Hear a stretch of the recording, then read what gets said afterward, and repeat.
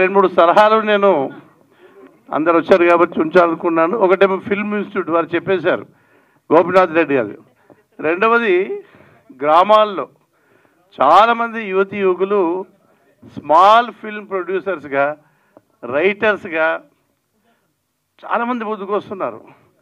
కానీ వాళ్ళకి ఎలాంటి శిక్షణ లేదు. కొందరు షార్ట్ ఫిల్మ్ తయారు చేస్తున్నారు, 10 minutes 15 minutes యూట్యూబ్లో అప్లోడ్ చేస్తూ ఉన్నారు. దాని గురించి ఏం ఐడియా లేదు. దాంట్లో చాలా సమస్యలు ఉన్నాయి.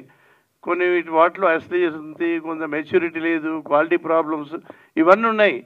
అలాంటి వాళ్ళకి ప్రభుత్వము, ఇండస్ట్రీ కలిపి సరే, ఒకటేమో ఫిల్మ్ ఇన్స్టిట్యూట్ పరంగా మనం ప్రొఫెషనలిజం డెవలప్ చేయడము, అదర్వైజ్ అనే లార్జ్ స్కేల్ జిల్లా వారీగా వాళ్ళకి వర్క్షాప్స్ కనుక కండక్ట్ చేస్తే కొంత బేసిక్ నాలెడ్జ్, ఈ 24 క్రాఫ్ట్స్ కానీ, సినిమా ఎలా తీయాలి, ఎలా రాయాలి, యాక్చువల్గా యూట్యూబ్లో కూడా చాలా వీడియోస్ నేను చూశాను.